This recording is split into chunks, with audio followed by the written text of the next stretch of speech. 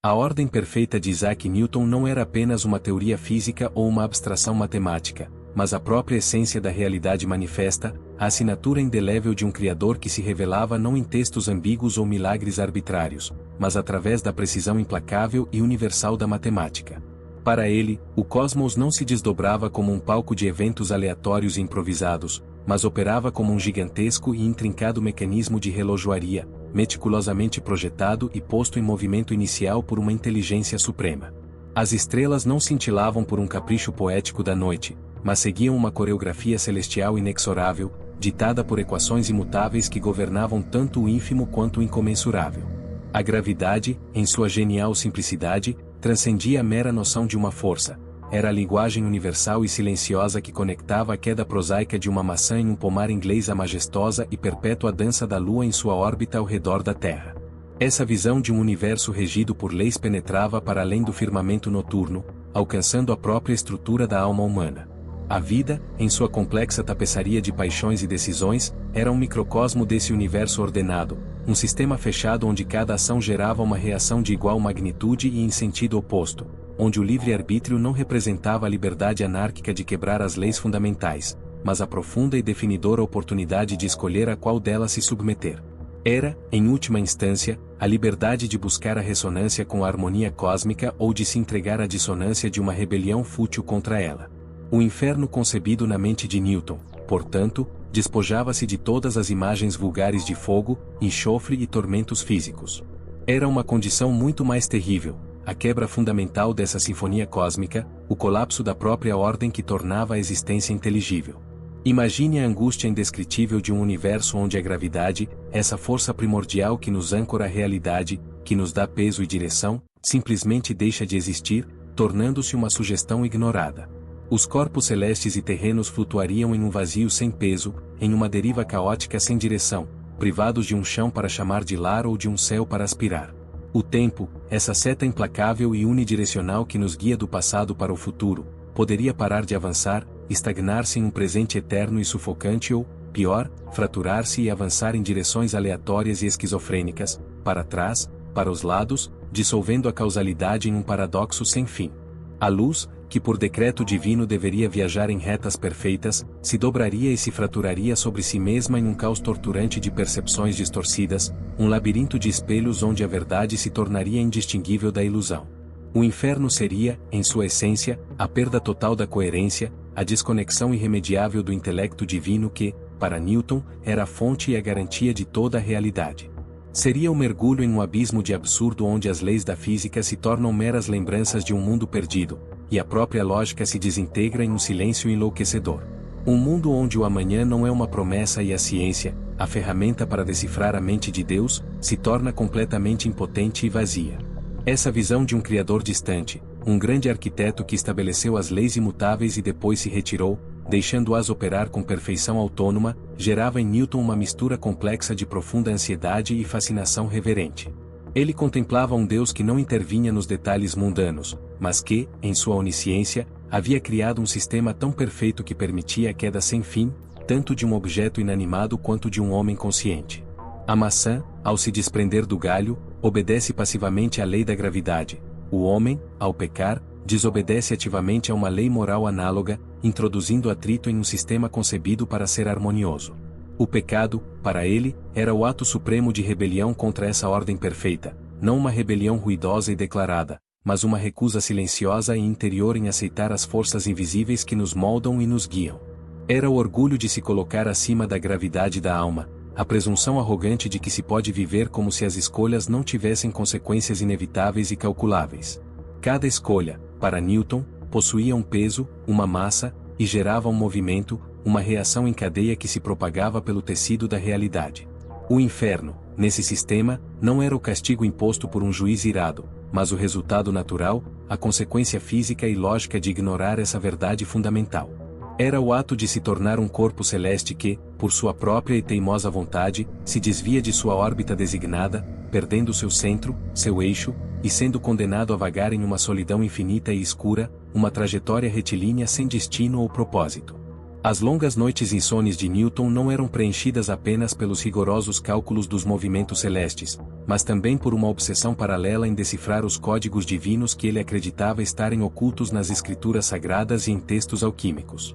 Ele buscava a mesma ordem matemática do cosmos em profecias e cronologias antigas, na esperança de desvendar a data do Apocalipse, de compreender os números que ditariam o fim. Para sua mente, o fim dos tempos não seria um evento cataclísmico de fogo, fúria e caos desordenado, mas sim o fim da própria equação que descrevia o universo. Seria o dia em que o Criador, o grande geômetra, recolheria os vetores, em que as variáveis cessariam de variar, em que a majestade dinâmica do cálculo infinitesimal seria substituída por um silêncio estático, absoluto e gelado. Seria o momento em que a inércia total, a primeira lei do movimento elevada à sua conclusão final, tomaria conta de tudo, e o universo, esse relógio divino de complexidade inimaginável, simplesmente pararia de tic-taquear para sempre. A vida, com seu fluxo e sua mudança constante, seria apagada não por uma explosão violenta, mas pela ausência completa de movimento, pela cessação de todas as forças, uma transição para um estado de perfeição cristalina, portanto, morta. A apatia, a indiferença emocional e espiritual, seria talvez o primeiro e mais insidioso passo em direção a esse inferno da inércia. O inferno começa no instante em que um indivíduo para de sentir as forças fundamentais atuando sobre si. Quando nada mais o atrai com a força do amor ou da curiosidade, e nada mais o repele com a força da indignação ou do medo. A alma se torna um corpo neutro no grande esquema cósmico, eletricamente e gravitacionalmente neutro, invisível para as forças que governam o mundo, sem exercer e sem sofrer qualquer impacto. Morto, apesar de continuar a se mover e a respirar. Um ponto geométrico solitário no espaço, sem rumo, sem órbita, sem propósito. A mesma força que faz a maçã cair em direção ao centro da Terra é a que mantém a Lua cativa em sua dança eterna, e é, metaforicamente, a mesma força que nos dá um propósito, um centro em torno do qual nossa vida deve girar. A diferença crucial reside em reconhecer que é uma força maior que o eu, que não somos o centro, o Sol do nosso próprio sistema, mas um planeta, e que nossa saúde espiritual depende de orbitar algo maior, seja Deus, a verdade ou o amor. O inferno, portanto, é a decisão deliberada de seguir em linha reta, porque no universo newtoniano, apenas aquilo que está morto ou completamente isolado de qualquer influência segue em linha reta para sempre. O que vive, o que tem alma, o que ama e se relaciona, obedece à complexa e bela dança das forças. A tragédia suprema do inferno, nesse contexto, é que ele é um universo sem órbitas, habitado apenas por trajetórias retilíneas e divergentes. É um cosmos de almas que se afastam inexoravelmente umas das outras para sempre, sem a menor esperança de colisão, de encontro, de diálogo ou de uma nova dança gravitacional.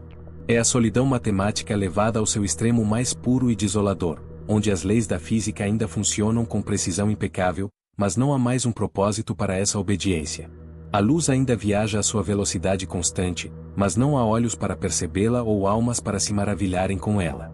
As maçãs ainda caem obedientemente, mas não há mãos para colhê-las ou bocas para saboreá-las. Tudo ainda obedece mecanicamente, mas o porquê foi perdido para sempre, e a grande sinfonia do universo se transforma em um eco vazio ressoando em um espaço infinito, um silêncio eterno onde a única coisa que resta é o zumbido da razão, desprovido da paixão da existência. É o terror de um sistema perfeito, mas abandonado pela presença de Deus, que era quem dava sentido a essa perfeição. Um universo onde a ordem se torna apenas uma cadeia de causa e efeito sem significado, e a mecânica do cosmos se revela como a mais perfeita, lógica e inescapável das prisões. A visão de Isaac Newton, em toda a sua complexa e austera beleza, nos compele a uma reflexão ainda mais profunda e desconfortável sobre a condição humana.